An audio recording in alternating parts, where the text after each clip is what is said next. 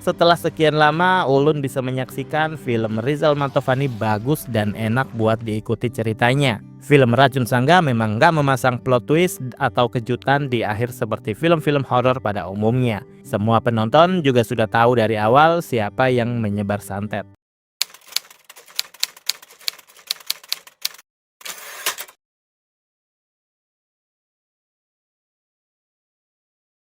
Racun Sangga itu sejenis santet dari daerah kami. Salam sinema sahabat sinemalogi.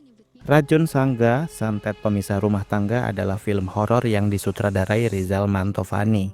Film ini dibintangi Frederica Kuhl, Fahad Haidra, Wafda Saifan, Gusti Gina, Mila Jamila, Tiffany Sinaga, Zidan El Hafiz, Umar Lubis, Rafael Rasupit, Elvito, Eli Delutan, Julian Kunto, dan lain-lain.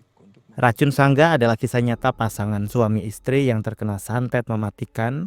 Mahya diperankan Frederica Kuhl dan Andi diperankan Fahad Haidra, pengantin baru yang mulai menempati rumah baru mereka, mulai merasakan keanehan. Hari pertama ada hewan mati di rumah, suara benda jatuh di atap rumah, dan hawa rumah terasa panas bagi Andi. Andi mulai sakit-sakitan, bermimpi buruk, berhalusinasi penglihatan dan pendengaran, batuk berdarah hingga tidak mampu lagi berdiri apalagi berjalan. Maya yang kemudian dalam kondisi hamil pun harus merawat Andi. Mereka melakukan banyak pengobatan dari medis hingga alternatif untuk bisa menyembuhkan Andi. Namun kondisi Andi semakin memburuk membuat nyawa mereka semakin terancam. Sebegitu jahatnya sihir Racun Sangga. Kalian bisa membantu kami dengan klik tombol super thanks di bawah video. Kami akan sangat berterima kasih atas berapapun nominal saweran yang kami terima. Ulun awalnya agak pesimis dengan film Racun Sangga ini mengingat sepanjang tahun 2024 Rizal Mantovani membagikan banyak mimpi buruk kepada Ulun terkait film yang dia sutradarai. Dia seakan gak peduli mutu dan isi dari film yang dia bikin. Beberapa film terkesan asal jadi, sisanya karena memiliki budget gede sehingga punya kesempatan menjadi terlihat megah dan bermodal. Dan memang balik modal sih, tapi ya isinya sampah. Semoga nggak semua sutradara suka dengan pola itu. Sekalinya yang minim budget, ya dibikinnya pun asal-asalan, yang penting ada jump scare dan penampakan. Yang jadi pertanyaan Ulun, apa iya seorang Rizal Mantovani memang seperti itu? Ya semoga saja tidak ya. Buktinya dengan berkolaborasi bersama penulis cerita Gusti Gina, kali ini dia menghasilkan sebuah horor drama yang menurut Ulun enak buat diikuti dan disimak bersama. Film Racun Sangga memasang pemain bukan kelas A karena yang dijual film ini adalah klinik santet yang berasal dari kultur Kalimantan. Jadi bukan lagi horor Jawa sentris. Ternyata film ini melebihi ekspektasi Ulun. Nggak seperti film-film Rizal Mantovani biasanya yang meledak-ledak bombastis sejak awal, film Racun Sangga justru bercerita dengan perlahan. Pelan-pelan film diawali dengan pengenalan karakter masing-masing dengan tidak berlebihan. Ditambah dengan atmosfernya pas, membuat film terasa creepy tanpa harus ditempeli dengan segala penampakan mubazir. Jump scare pun keluar dengan kebutuhan yang pas dan tidak dilebih-lebihkan. Ulun suka cara pendekatan karakter yang dibikin bertahap. Bagaimana karakter Maya punya ikatan dengan pacar semasa kuliah, kemudian beranjak menjadi PNS, lalu akhirnya menikah tetapi tidak dengan pacarnya yang dulu, melainkan hasil dari perkenalan singkat di majelis pengajian. Sebuah runut kisah yang memang benar-benar terjadi di kehidupan nyata. Gusti Gina sebagai penulis tahu betul bagaimana membawa penonton untuk bisa memberikan empati secara langsung dan hanyut untuk mengikuti jalan cerita. Nilai plus lagi untuk film ini adalah penggunaan bahasa lokal Banjar Kalimantan.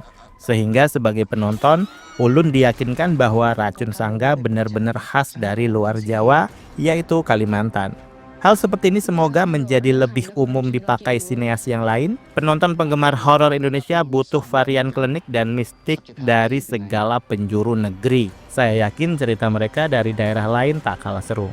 Selain Waralaba, Jelangkung, dan Kuntilanak, film Racun Sangga mungkin menjadi karya Rizal Mantovani yang paling saya suka. Di film ini Rizal mengurangi porsi gore dan jump scare. Rizal mengajak penonton lebih merasakan siksaan yang dirasakan Andi. Rasa gatel di badannya serasa ikut nyetrum, apalagi pas momen garuk-garuknya itu soundnya begitu pas dan terasa sangat menusuk kuping hingga ngerasain virtual betapa gatalnya tubuh Andi saat itu. Ulun juga terkesima dengan adegan di dapur, segala komposisi bermain di situ.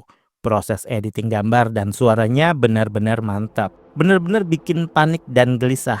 Adegan ini benar-benar epik dan sangat disturbing menurut Ulun. Adegan pembersihan santet menggunakan ritual khas adat Kalimantan juga sangat menarik. Berbagai aksesori gak biasa, ritual, tarian, musik lagu-laguan dengan diiringi alat musik khas Kalimantan, eksekusinya bagus dan memberi wawasan baru dunia persantetan nasional. Tata kamera yang dipakai pun bisa dibilang beragam.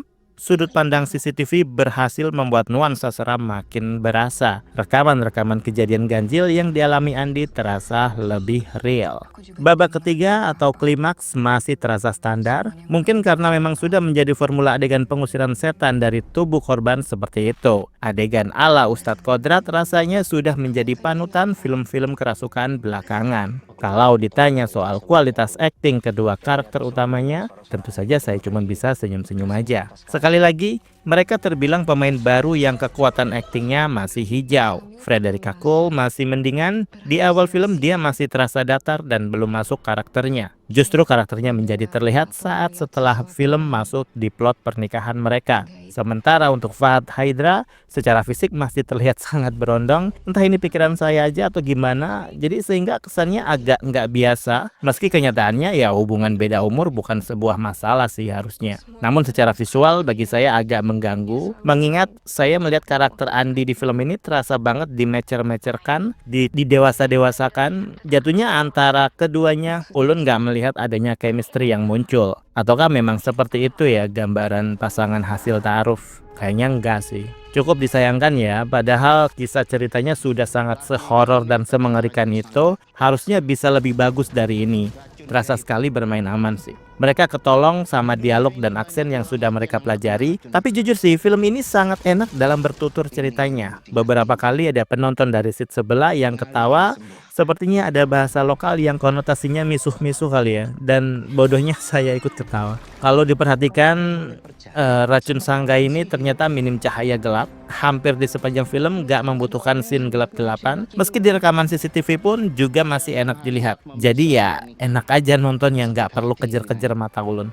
Dan pada akhirnya setelah sekian lama Ulun bisa menyaksikan film Rizal Mantovani bagus dan enak buat diikuti ceritanya. Film Racun Sangga memang gak memasang plot twist atau kejutan di akhir seperti film-film horor pada umumnya. Semua penonton juga sudah tahu dari awal siapa yang menyebar santet. Karena film ini memang bukan tentang siapanya, tapi tentang dampak santet Racun Sangga itu terhadap kehidupan rumah tangga korban. Dan sampai film berakhir, saya kaget ternyata di kisah nyatanya santet tersebut belum bisa lepas dari tubuh korban sampai sekarang. Demikianlah video reaksi dari film Racun Sangga, santet pemisah rumah tangga yang tayang di bioskop. Silahkan like, komen, dan subscribe kanal ini. Cek juga akun-akun media sosial Sinemalogi. Dan jangan lupa bersinema dahulu, berbahagia kemudian.